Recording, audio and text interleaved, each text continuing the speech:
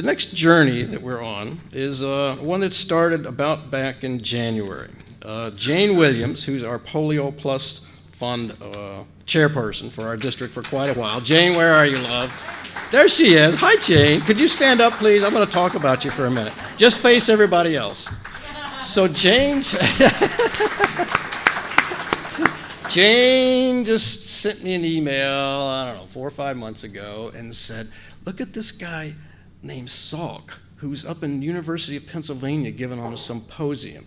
Wouldn't it be great to get him for our conference? And I said, oh yeah, we got to do that.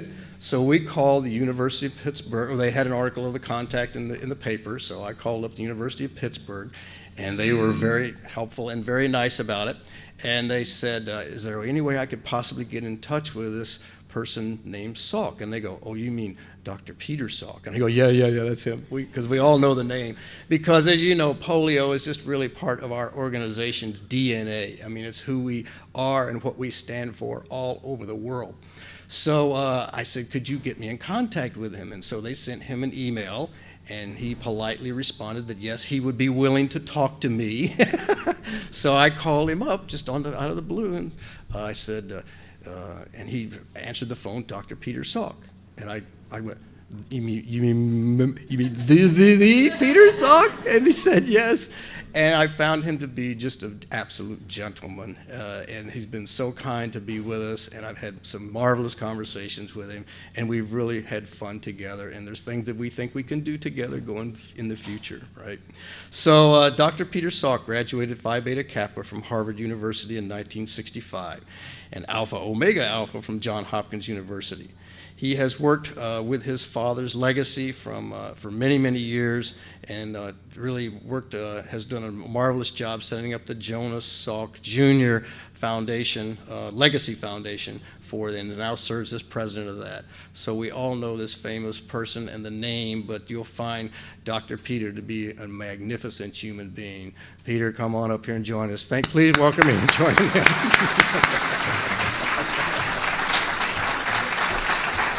Thank you for being with us. Thank you.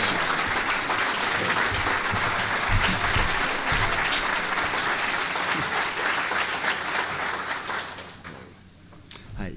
Can you hear me? Because I tend to speak quietly. So if at some point my voice drops off or I move away and you're not hearing, wave your hand and remind me to get back closer to the microphone. Dave, thank you. It's been an absolute pleasure interacting with you.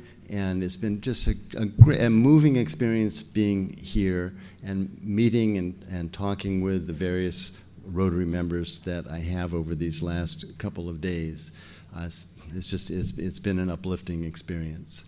So Dave, I'm going to say he asked me to speak about the journey to eradicate polio. What the fact of the matter was, I looked at one of the mailings that he sent me where the program had been put together, and that was the title that was written up. So that's what I decided that I would indeed do. And obviously, what I want to do there is to go through some of the background, some of the early history, some of the ideas, some of the concepts. And most of what I'm going to talk about is going to relate to pictures, so it's going to be easy. And there will be a few slides that will have data. There'll be graphics, and I'll do my best to walk you through that. It's going to be a little awkward because I'm going to have to do it using since I can't use a laser pointer going in both directions at once, I'm going to try and do it with the computer, and it doesn't work quite as smoothly, but I'll do my best to walk you through those, because I think it's really important to understand some of the basic fundamental concepts and some of what actually has been learned, both about polio and how the vaccines have worked and where we are now. But the reason there are 3 dots at the end of that title is because as I talked to Dave about what my interests are and the things that I've been involved with, it was clear that there's another area that also I think resonates with Rotary and what you all stand for. And so I'm going to segue after the bulk of my talk, which will be on polio, to a second section, so to speak, which has to do with increasing harmony in the world. So we'll get to that, and I'll explain what it is and how that relates to my father and so on. Okay, I'm going to start not with polio, but with smallpox, just a single slide. And this was an unbelievably devastating disease that's been with humanity had been with humanity for many, many years, and was an extraordinarily deadly illness. In the 20th century alone, this last century, there were somewhere on the order of 300 million people who were killed by this disease. And well, it's hard to know how to be politically correct or incorrect about the experience of the Europeans coming to this country. But the conquistadores, some of what took place in the favor of the European newcomers had to do with military issues, but it was smallpox that provided the conquest. The Europeans came over with smallpox in their midst, and when the people in this country hadn't been exposed to it, had no immunity, their genetic experience hadn't provided resistance, and it basically wiped out almost more than the majority of the Native American population when they arrived.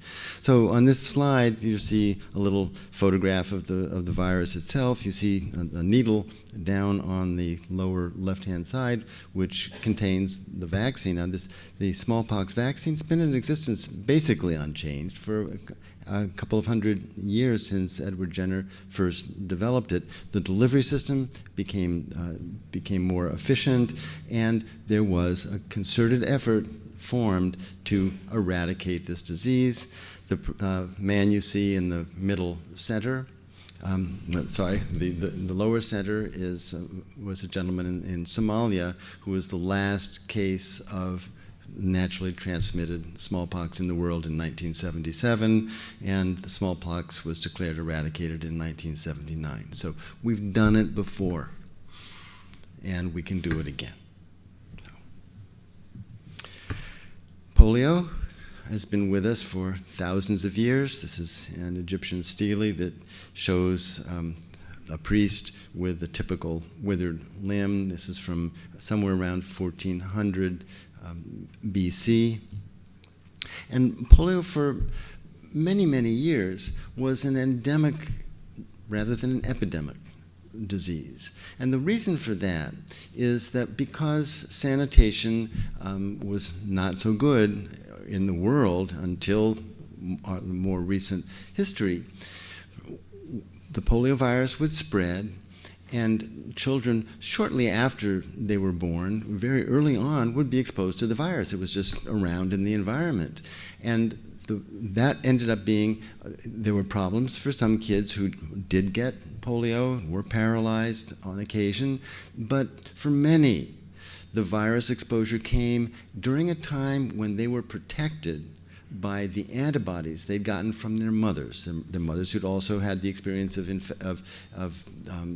exposure to the virus, developing immunity, and that those antibodies would be passed on through the placenta or through the mother's milk, and when the child was exposed to the virus, they were protected against paralysis by those antibodies and then would develop immunity to the virus. So that was the way it worked for many, many years.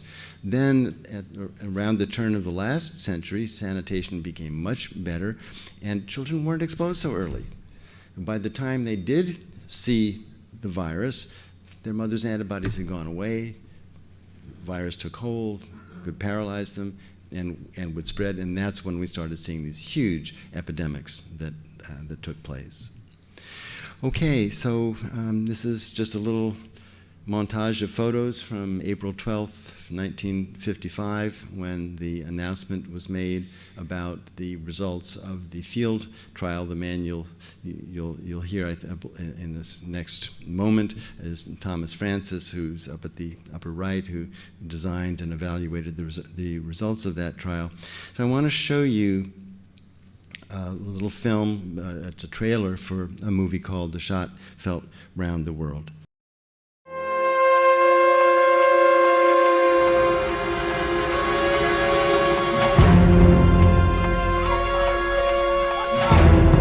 we look back upon polio today, you look back upon what was really a summer plague. It came every year. It came like locusts. There was no prevention. There was no cure. There was no protection. I grew up in a family where there was a sense, that my dad was a scientist. He actually would talk about how he used to, as a child, pray that he could do something good for humanity. He was the miracle worker in the white coat on the one hand, but he was also an incredibly hard-working, devoted scientist for whom people were willing to sacrifice. He was challenging medical orthodoxy. All of the people who mattered in virology, John Enders, Albert Sabin, Tom Rivers, and others, basically believed in a live virus vaccine. And here is Jonas Salk, someone who was younger, going in exactly the opposite direction. He was well aware of the early vaccine failures. The first attempt with an inactivated polio vaccine killed kids. It's a testament to his courage and resolve that he could inoculate children with something that he knew started out as live, dangerous poliovirus. The stakes couldn't be higher. Vaccines are always a matter of risk versus reward, and nothing is perfect. Nothing is perfect. We didn't have to really be stimulated very much because up on the third floor was the polio ward where they had all the iron lungs. And I remember the faces on some of these kids, in agony. Just picture your own 2-year-old. It's just dreadful. The vaccination was 80 to 90% effective against paralytic poliomyelitis.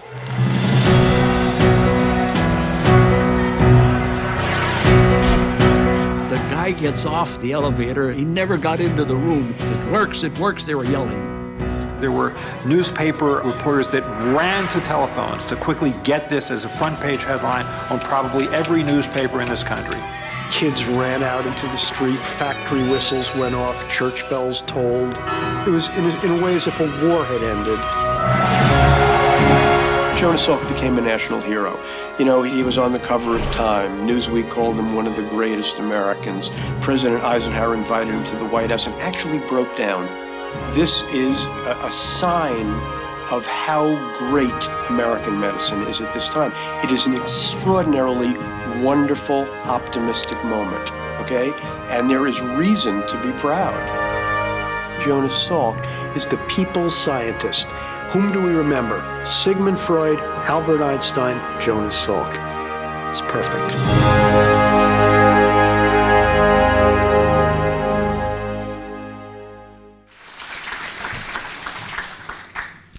Okay. Paul, what do I do now? Let's see. Okay. The other thing I wanted to mention was that there are cards on your chairs and around you there, so as we have questions, please feel free to fill those out because we're going to have a little Q&A session after his presentation. Okay, thank you. Thanks very much. Now, how is this microphone working? Still not 100%?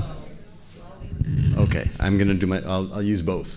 So I thought I might have had a slide of my father even younger, but you saw one in the film, and it was clear when he was young, he really was oriented to helping humanity.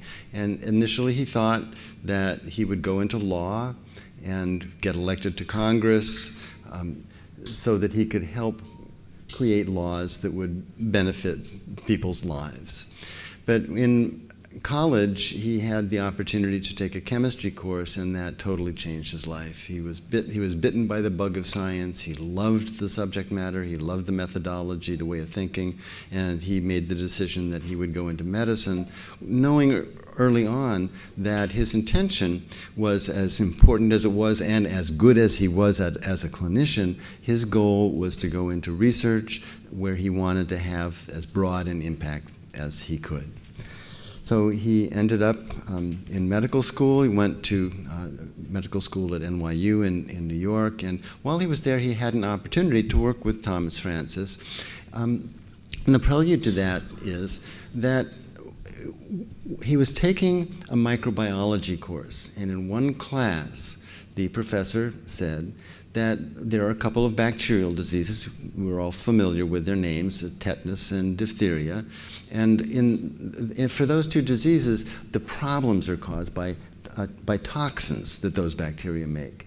And you can take those dangerous toxins and chemically inactivate them so that they're no longer dangerous, but they still will retain their ability to stimulate the immune system and then protect against the effect of those toxins if a person ever was exposed to them. So those are the vaccines that we get now for tetanus and diphtheria. Then in the next class, the professor said, when it comes to viral illnesses, you can't do that. In order to induce protective immunity against a disease caused by a virus, you need to have an experience of the infection itself, of the live virus.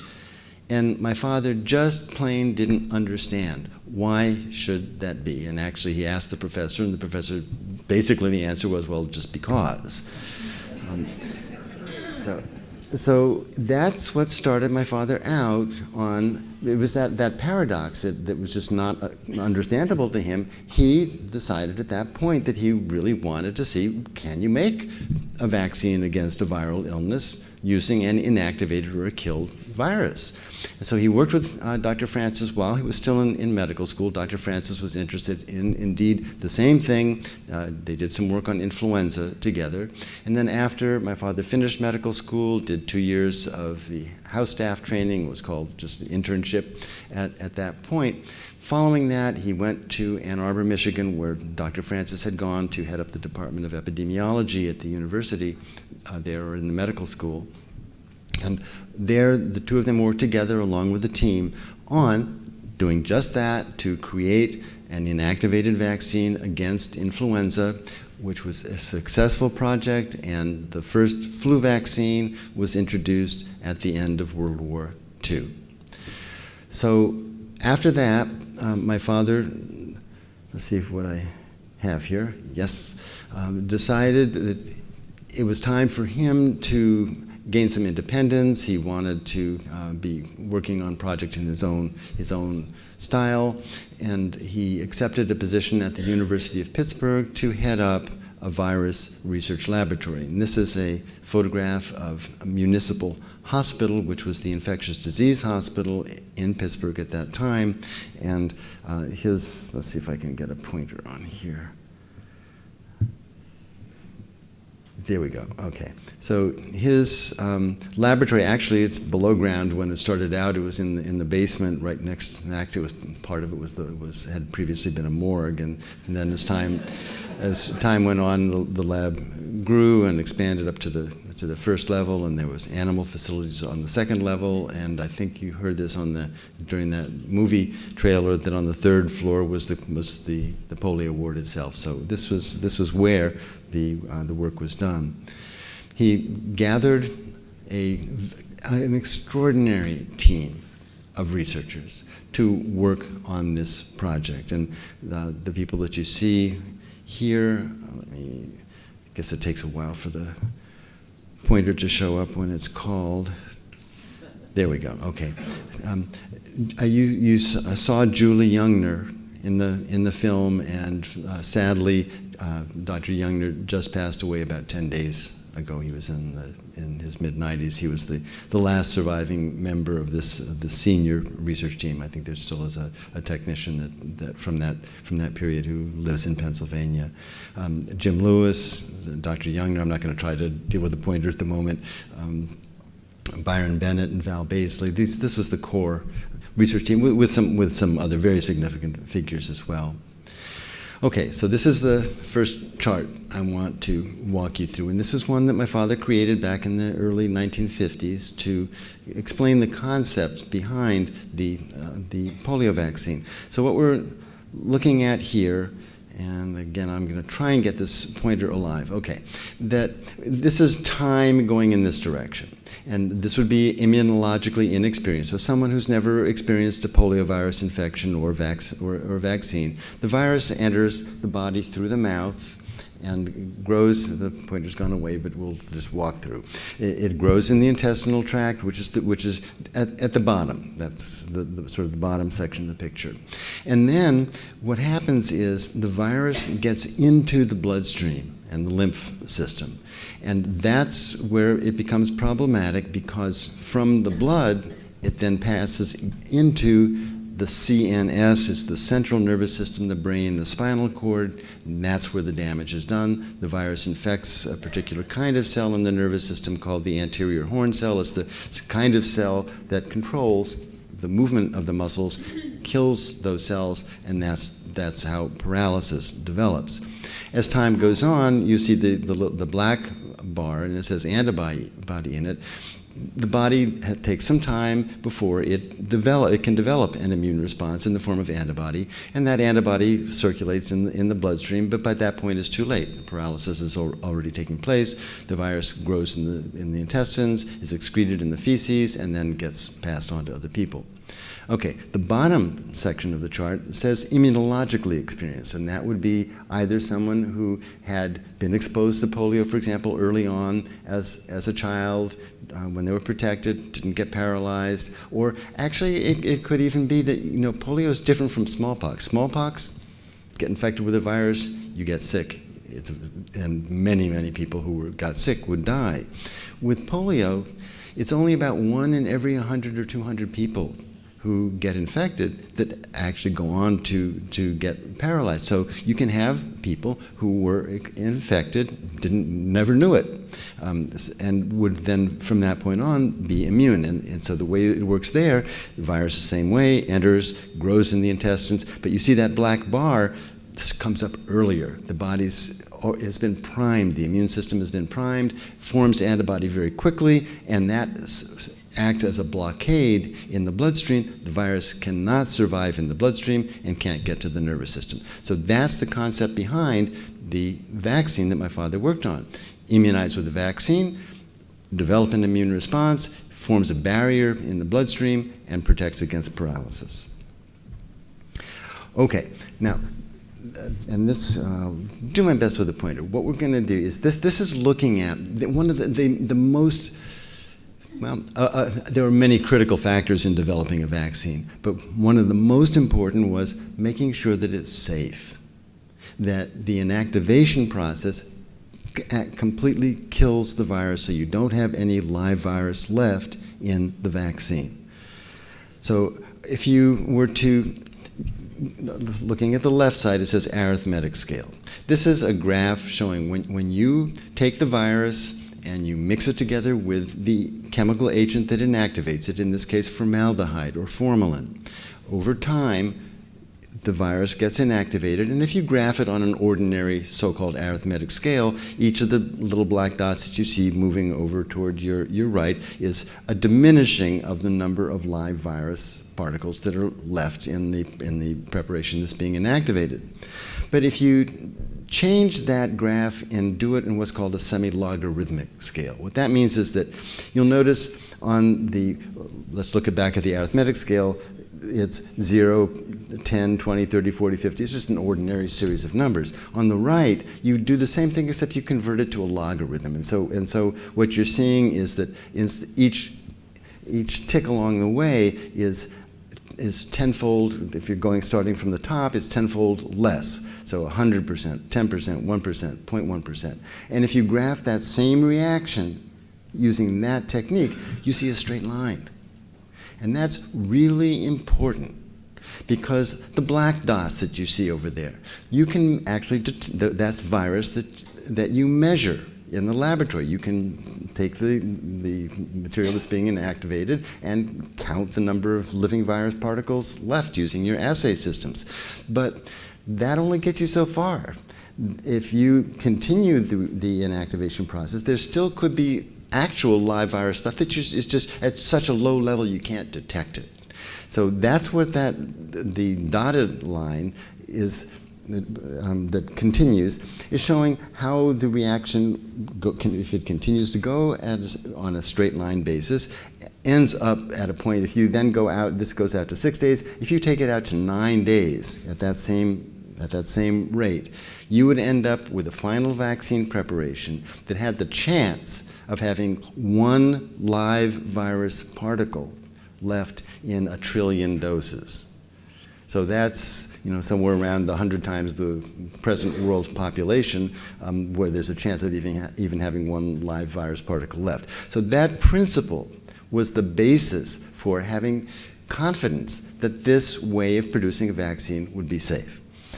Okay, it can screw up if you do things with the wrong conditions. So the line that you see on the left is the straight line, and that's at 37 degrees centigrade. That's body temperature. So the reaction is a straight line at under that condition. But you see, when you lower the temperature 25 degrees, whatever that would be, and that's the second line. The third line, and that already, you can see it has a curve in it. The third line at 0 degrees, I guess that's freezing, isn't it? 32, just at the freezing point. It's curved. So if you just taking temperature, if you chose the wrong conditions for this reaction, it's not going to go the way you want it, because it's going to end up plateauing, and you're going to end up having live virus no matter how long you let this thing go. And if you have to have the pH, the acidity right, and the concentration of the formalin that you're using, everything has to be done just right. But the way you can assure yourself, if you're manufacturing an inactivated polio vaccine, that you're doing it right is you take samples along the way. You don't just pour things together and stir. You pour things together and stir and measure. And if it's coming out at a straight line, you can be confident that you're doing it correctly, and you're going to end up with the result that you want. Okay, I wanted to show you these little bottles.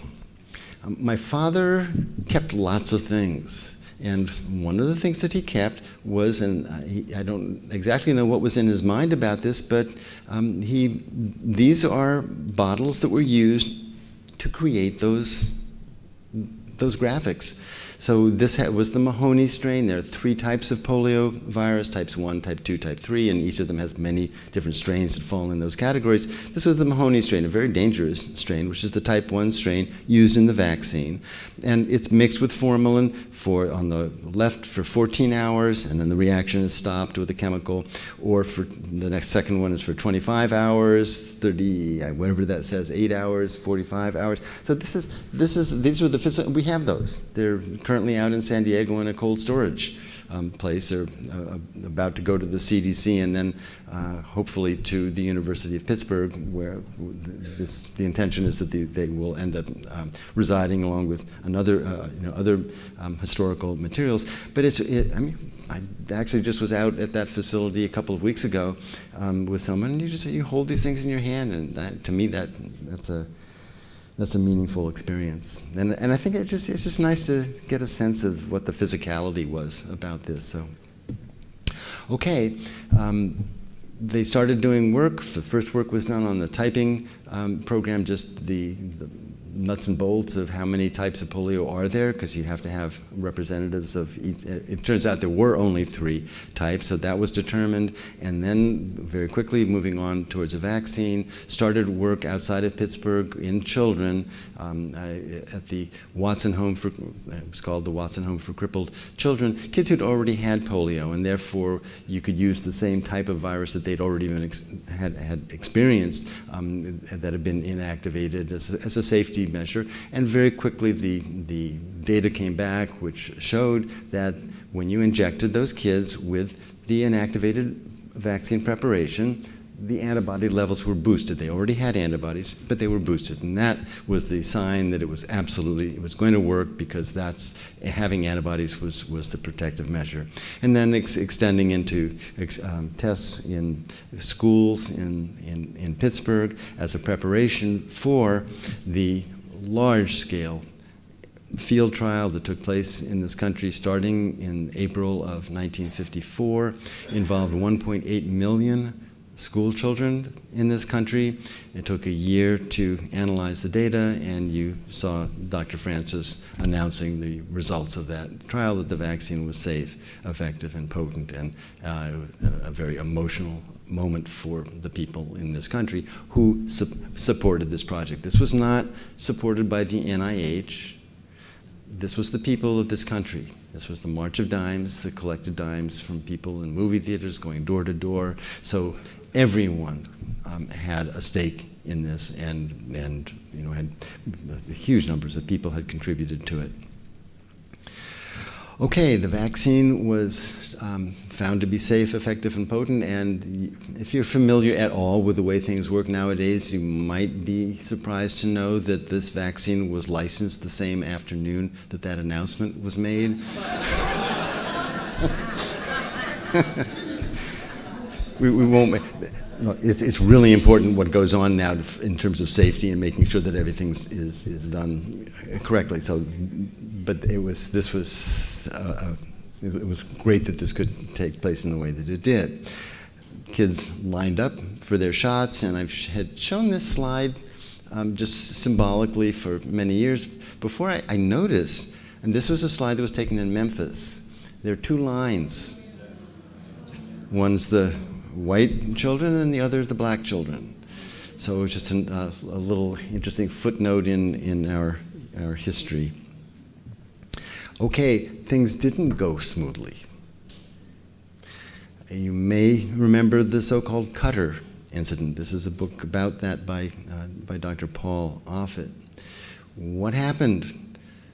Very shortly after, during the field trial, there were two pharmaceutical companies that made the vaccine for that trial, Eli Lilly and Park Davis, and it was very carefully supervised by the March of Dimes, by my father's laboratory, and so on. But as this was going on, there were other manufacturing companies, pharmaceutical companies that came into the process and were making vaccine also so that it would be ready for rollout as soon as possible. And within a couple of weeks of the vaccine having been introduced, kids started getting polio from the vaccine, from the Cutter vaccine manufactured here in Berkeley, or not, sorry, I'm still in California, manufactured way over on the other side of the country in Berkeley. It was devastating. There ended up being something on the order of, all told, including the kids that received the vaccine themselves, their families and contacts, about 220,000 people were infected with virus as a result of this situation, and ended up being approximately 170 people who were either permanently paralyzed, or I think 10 of those people didn't survive. So it was a devastating experience, primarily for the people affected, and also it was a great setback for the introduction of the vaccine. What happened? Cutter considered that they really didn't want to pay attention to the instructions, and the government regulations at that point were lax enough that they didn't have to report failed batches that they had made that had live virus in them, so nobody knew that they weren't doing a very good job, and they didn't want to take the effort to monitor the reaction along the way to make sure, as the instructions said, that you're getting a straight line in activation. As one of the comments I believe it was by one of the people in the Cutter laboratories, was that every batch was a goddamn research project. Well, it was. This is what you needed to do, and they didn't. This happened, the government tightened up their regulations in many different ways, and this has never happened again. So that was a tragedy that could have been averted by paying attention to the fundamental principles that had been outlined. Okay. At the same time that my father was working on the inactivated poliovirus vaccine, and his co-workers, this was a team effort, Dr. Sabin, Albert Sabin at the University of Cincinnati, was working on the vaccine that you all are so familiar with, which is the oral vaccine, administered early on as, well, in this picture it's with it looks like a teaspoon, early on sugar cubes, and in the in the way that you've seen it experienced, and dropping drops into people's mouths. Now, totally, this was based on that old idea that a live vaccine would be the best way to go. And when it was introduced with a lot of hype that didn't turn out to actually to be true, that it was more potent, more effective, longer lasting immunity, et cetera. So I'm sorry if you hear any resentment in my voice. I can't help have that little bit of emotional carryover from back then. But there were, so the two men had very different ideas about how to proceed. So I'll say a little bit about that as we go on. Okay, a couple more graphs I'm going to ask you to endure. This is a chart that shows what happened to the incidence of polio after the introduction of the inactivated vaccine in 1955. So let's just look at the solid line at the top, which starts in 1941 and continues on out to finally 1971. So the peak year, the solid line is the total number of polio cases. Peak year, and don't worry about the numbers on the left, that's expressed as cases per 100,000 population. In this country, 1952, 58,000 cases approximately. And then it was going up and down. The vaccine was introduced in 1955. By 1961, 7 summers later, the incidence of polio had been reduced by 97%. So it was doing what it was supposed to do. That was the year that the oral vaccine was introduced, along with with all of the advertising, et cetera, that came along with it, and polio continued to decline. But I'm going to do the same trick as before, which is to show these same data essentially using the semi-logarithmic scale. It's just another way of looking at things. So let's do that. And this is in Sweden and Finland. And we're looking at the incidence of polio before the introduction of the vaccine in 1955, so it was somewhere around 1,000 cases for every 100, let's see what it is. I guess this is just plain number of cases. So 1,000 cases approximately a year, vaccine introduced, fell off in a straight line, and polio was completely gone 12 years later. You couldn't even find it in the sewage. So that demonstrated the principle that was so important to my father: you can do it. Not only can you induce immunity, a protective immunity against the disease, but you can eradicate the illness within a population. We're now going to look at the United States. Same kind of graph, killed vaccine introduced up at the top, and a straight line drop off. The live vaccine introduced in 1961, and the incidence continued to fall at the same rate. Nothing magic changed there, just continued to drop down, and ultimately, looking at the dashed line, by around 1970, I think 1979 may have been the point for the last natural case that was circulating in this country. There have been cases reintroduced from elsewhere in the world. But that was, so that was the end result here in this country. But let's look at the other line that's on that graph, the solid line. What's that? Those are cases of polio that resulted from the live vaccine itself. And this had been my father's concern and why he wanted to use an inactivated vaccine. The oral vaccine was based on using live viruses that had been weakened or attenuated, is sort of the fancy word, in the laboratory, to the point where they would infect, they would grow in your intestinal tract, but they were weakened so as not to be able to paralyze. Genetics is a fickle thing, and the weakening, the attenuation, was a result of some particular mutations that caused the virus to lose its ability to cause paralysis. But those changes could revert easily enough, or it could be more complicated. Other changes would take place that would compensate, and it was unusual that you would see this outcome. But it's not infrequent that those changes would take place, that the virus would revert to a virulent form. So from the very beginning, people were being paralyzed by the oral vaccine, and it was going on at a rate somewhere as it plateaued at around 8 to 12 cases per year for decades in this country. It was very frustrating for my father because it was shortly after the oral vaccine was introduced, you couldn't even get the injected vaccine in this country anymore. There wasn't any informed consent. Nobody was, again, sorry if something is coming out of my voice here. Parents weren't given the option. They weren't being told, well, there is another choice. You can take the oral vaccine if you like, and whether you believe all the stories about its superiority. But polio does happen on occasion. It's not frequent, but if it happens to you, that's not something that you want. You have a choice. There wasn't a choice. Okay, so hopefully that's the end of my. Let's see where we're doing on time. The more emotional part of things.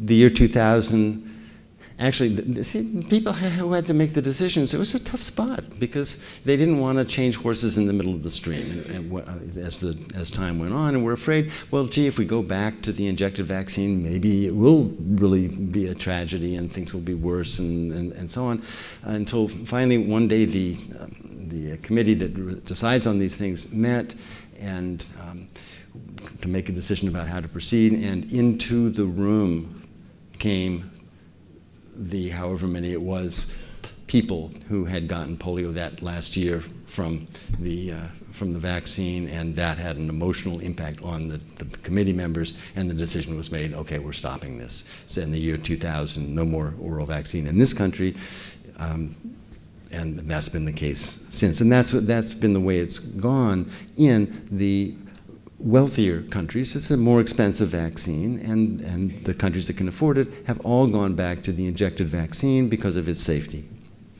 Okay. All right, now, next step is what you all know so well, the effort to eradicate polio globally, and for that, the oral vaccine has been the mainstay. It's easy to administer, inexpensive. Absolutely, it's effective. There's some areas where it's problematic. I won't bother going into those details, but it's been a hugely effective tool, and you all deserve an enormous amount of gratitude for your having kicked this off to start with, and for the continued dedicated support that you have given financially and personally for those of you who have gone and taken part in these national immunization days and so on. This has been an extraordinary global undertaking. So let's just look at this picture. You've probably seen something similar, and it's not the most artistic one. In this chart, on the left, it shows the situation in 1988 when the global eradication program was started.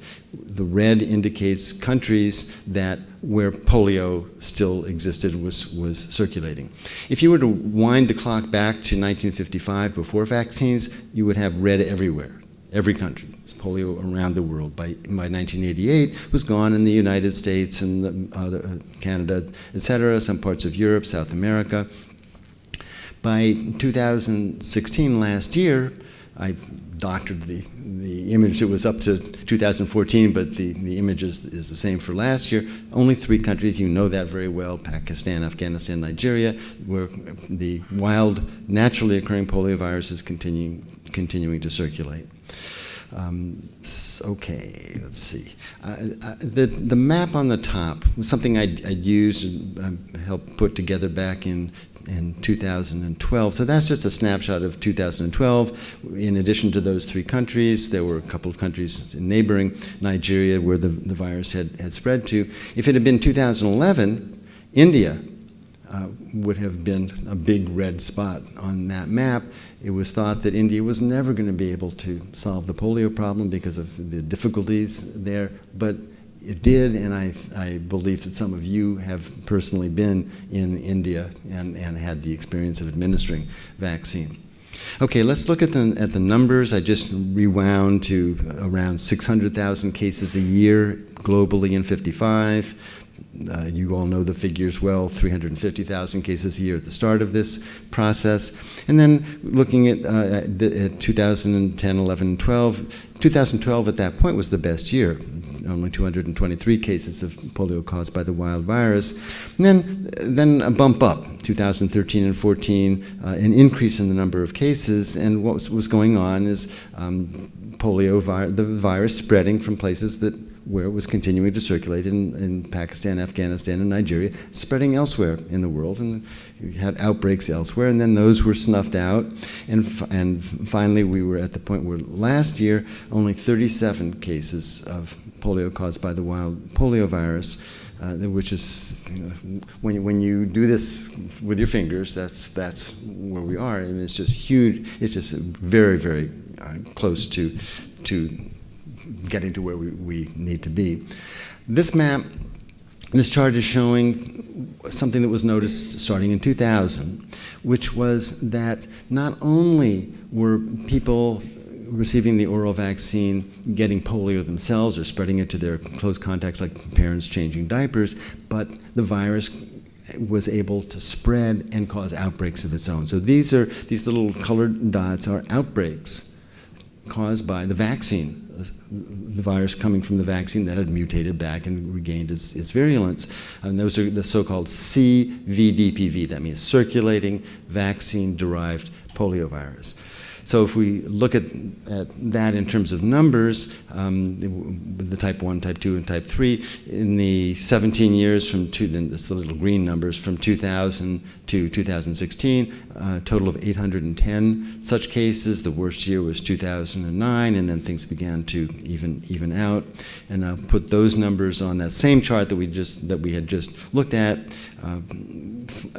Again, over the last 2 years, significant improvement. So last year, only 5 such cases in the world, making real headway. One more column to add, which is VAPP, standing for Vaccine-Associated Paralytic Polio. That's the number of, those are the cases for the vaccine recipients and their immediate contacts. Nobody keeps records of that. It's difficult for a number of reasons, but the published estimate is that it's been running at around 400 cases a year. So as we're looking at where we are now, that's a big chunk of the total cases, and we can't completely ignore that. What the decision ended up being made when the strategic plan was put together for 2013 to 2018 for this ending polio project, that the time had come to begin to phase out the use of the oral vaccine so that it would stop reseeding virus into the population. And the first step that was going to be taken, and has been taken, was to remove the type 2 component from the vaccine. There was no more type 2 wild virus in the world. The last case was in Bangladesh, I think it was, or India, in 1999. No more wild type 2, but type 2 from the vaccine was causing the most problems with these circulating cases. So that's been done. The drops you administer nowadays only have type 1 and type 3 in it. It's a more potent preparation that way and is safer.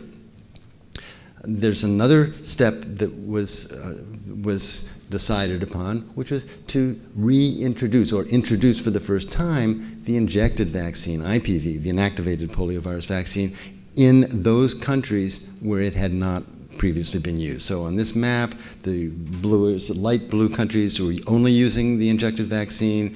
The dark blue countries were using both vaccines, and the countries in white only were using the oral vaccine.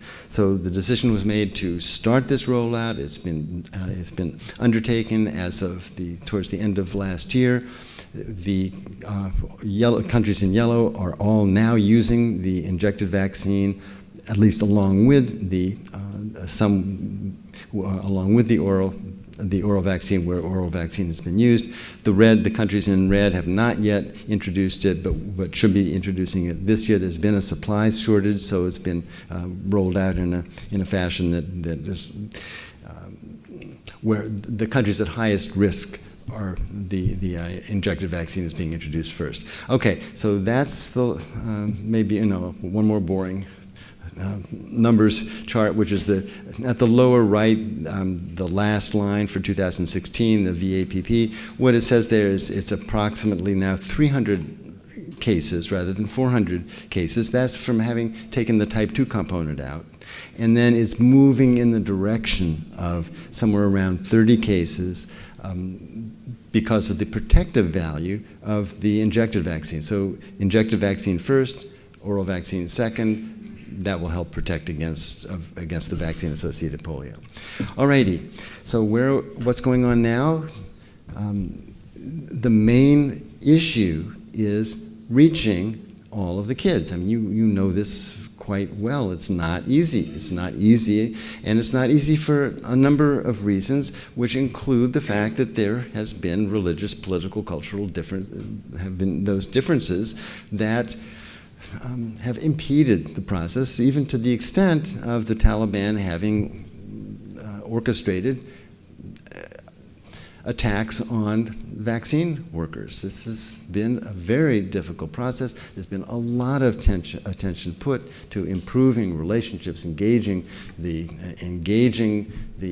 Muslim religious leaders, the people in the communities in these countries, and that's what has, along with some improved technologies for tracking what's going on, that's what's led to the progress that we've seen, but we still got that human hurdle to get over to make sure that there are not going to be impediments to getting the vaccine to all of the kids, because it's only going to be that does it. I mean, if you've got pockets of unvaccinated people, the virus is still going to be living in a protected situation, and so this is the impediment that we're dealing with right now. I just wanted to throw this other graph in because it was rather, I guess I would say shocking to me in a sense, but I've come to understand the reality of it. I couldn't help having that first reaction on my part. This is Israel. And Israel had switched over from the oral vaccine to the injected vaccine, I can't remember exactly, somewhere around 2005, and for years was only using the injected vaccine. And then in 2013, what was discovered was that wild poliovirus from Pakistan was circulating in Israel. No one got paralyzed. They were protected by the injected vaccine, antibodies in the bloodstream, but this was a place where Sabin was right. The virus, the vaccine virus growing in the intestinal tract, he always maintained, and there's data to support this, it's a very effective it produces a very effective immunologic blockade in the intestines itself, so that if you get exposed to wild poliovirus, it's not even going to grow in the intestinal tract. So that's really solid protection. With the injected vaccine, it does protect to some extent in the intestinal tract, but not nearly as much as the live vaccine. So what a dilemma. What does this mean as we're moving towards now introducing the inactivated vaccine? Does that mean that poliovirus is going to be able to circulate? We're dealing with two vaccines, each of which has great strengths and each of which has its weaknesses. There's on the one side with the live vaccine, it can cause polio, and now we're seeing that with the injected vaccine, there can be circumstances, and you didn't see that in Sweden and Finland, perhaps because of the sanitation. There may be areas in Israel where the sanitation is less good. Who knows what I don't know what the answer is, but apparently it can happen, so we've got to be on our guard and orchestrate these two vaccines together in a way that's going to end up with the result that we're looking for. Okay, I'm sorry, there is one more little slide, but I won't. Just look at if you look at the antibodies produced by the inactivated vaccine on the left and the live vaccine on the right, and I don't have a good pointer, everything is the same except where those yellow arrows are. And those yellow arrows are saying basically that, yes, the live vaccine is producing immunity directly in the intestinal tract, and the injected vaccine doesn't. So again, that's not completely the case. It does to some extent, but that is what was underlying that difference. Okay, this is what's happening now. This was the beginning rollout of the inactivated vaccine as part of the routine immunization program in Nigeria. And I just to say that you all are not going to be on the business end of that sort of thing. That takes trained medical personnel doing the injections and so on. But there are some new technologies on the way. In the background, you have a 10-dose vial of the inactivated vaccine and the 10 syringes that would need to be used to administer it. In the foreground, you've got 10 patches that may be able to replace the more cumbersome syringes. And if you look at these under the microscope, you've got little microneedles. And those, in this particular case, those microneedles are made of the polio vaccine itself. You put the patch on the skin, press it on. Within a few minutes, those little microneedles have dissolved. The vaccine is now in the person.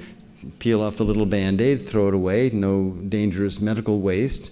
And maybe someday you all will be doing that. That's so that's on the horizon. And if I were, well, I did not like injections very much when I was a kid, and if this somehow could spread into everywhere, that from my point of view, that would not be a bad thing at all.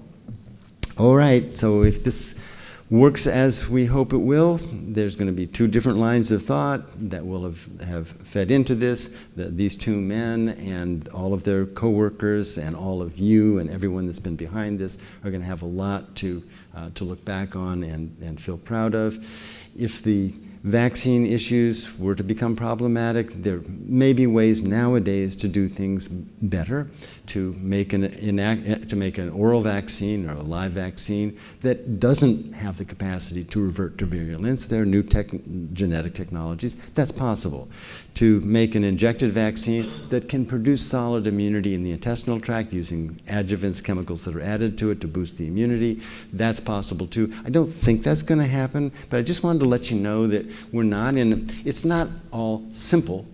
It's not like, okay, we got the vaccine, there's no problem, we just go ahead. It's going to be a bit of a juggling act to orchestrate this in such a way that we get through the different different factors that may come up. And actually last night in the hospitality, well, whatever it was, so a reception, I had a conversation with someone who reminded me that there's also some complexities in that there are people with weakened immune systems who have received the oral vaccine, and they don't get rid of the virus. Their immune system's not strong enough, and so in a way they could become so-called typhoid Marys, carrying the virus, so that if we're at a point where we've eradicated all poliovirus that's circulating completely, there may still be people hanging out who could get it back into circulation. Now there is work going on the so-called antivirals like Tamiflu, used to kill the flu virus directly. So that's another thing that needs to be added, and it's already part of what the thinking is. So I just wanted to give you a sense of where some of the wrinkles are, and that it's not all just completely smooth sailing. But where we stand now is just gotta keep going. We're going to make this happen. And we're going to face the different hurdles that come along, and you all are behind keeping this effort alive. So that's let's see how our time is. That's the end of the polio part.